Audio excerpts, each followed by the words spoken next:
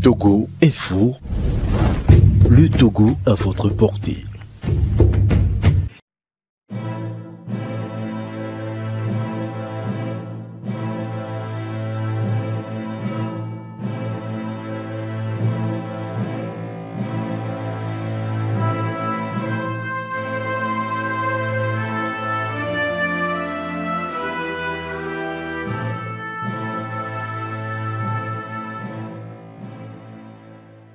À une époque où l'horizon paraissait hermétiquement bouché pour les Noirs dans ces multinationales, il a su crever un plafond de verre en béton armé, ouvrir la voie et transmettre le flambeau de l'excellence à d'autres. Cyril Nkounchou, autre sujet brillant évoluant dans cet univers, rappelait en notre présence il y a peu que lorsque eux entraient à Arthur Andersen, Ignace Clomega y était le seul Noir associé.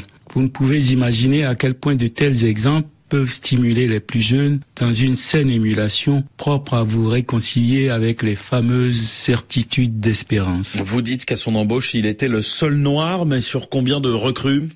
Une quarantaine, et 5 ans plus tard, ils étaient 6 à passer manager, et il en était encore. Mais son embauche n'a pas été des plus aisées. Le responsable du recrutement l'a renvoyé vers Guy Barbier, le grand patron, qui a commencé par lui expliquer qu'il paraissait certes bon sur le papier, mais que les clients du cabinet pouvaient ne pas se faire à l'idée de confier le cœur du réacteur de leurs entreprises à un Noir. Je veux bien tenter l'expérience, mais si 1, 2, puis 3 clients venaient à ne pas vous accepter, je serais obligé de me séparer de vous, a-t-il prévenu. En moins de 2 ans, Clomega était sur des missions sensibles, les grands laboratoires pharmaceutiques, les agences de travail temporaires, les grandes banques, jusqu'au jour où un directeur financier dans une banque s'étonne de voir Ignace Clomega débarquer à la tête d'une équipe d'une dizaine de consultants. Je vous ai demandé un crack et vous m'envoyez un nègre, dit ce directeur qui avoue clairement être de la coloniale, avoir fait l'Indochine et ne pas trop aimer des Noirs au poste de pilotage. Il refuse donc d'échanger directement avec Clomega, qui fait alors transiter ses questions et demandes par un de ses propres adjoints sur la mission.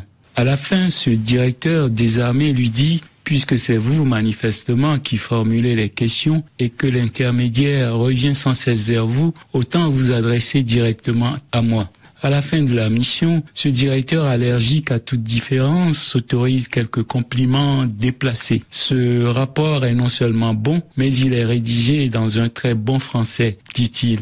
Clomega sort alors de la salle et l'associé présent le rattrape et lui dit que c'était vraiment un compliment. Et Clomega de répliquer « Je n'avais pas été prévenu que le rapport devait être rédigé en bamboula. » Et c'est bien à Abidjan que s'établira sa notoriété.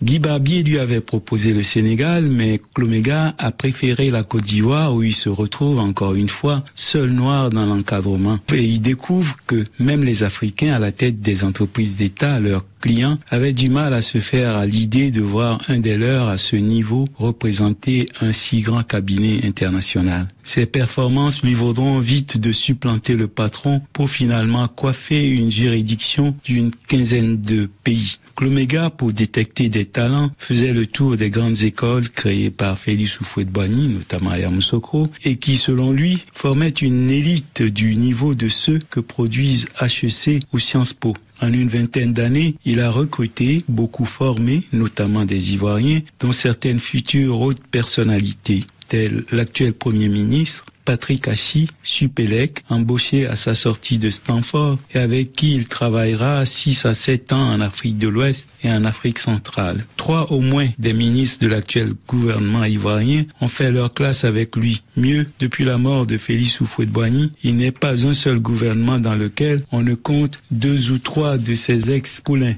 D'autres, nombreux et tout aussi brillants, prospèrent dans les multinationales, le secteur privé. Ainsi de l'avocat Michel Brizoabi qui, à l'annonce de la disparition d'Ignace Clomega, s'est contenté de ces quelques mots qui disent tout. Mon premier patron, un bâtisseur. Jean-Baptiste Placas, comme chaque semaine, merci beaucoup.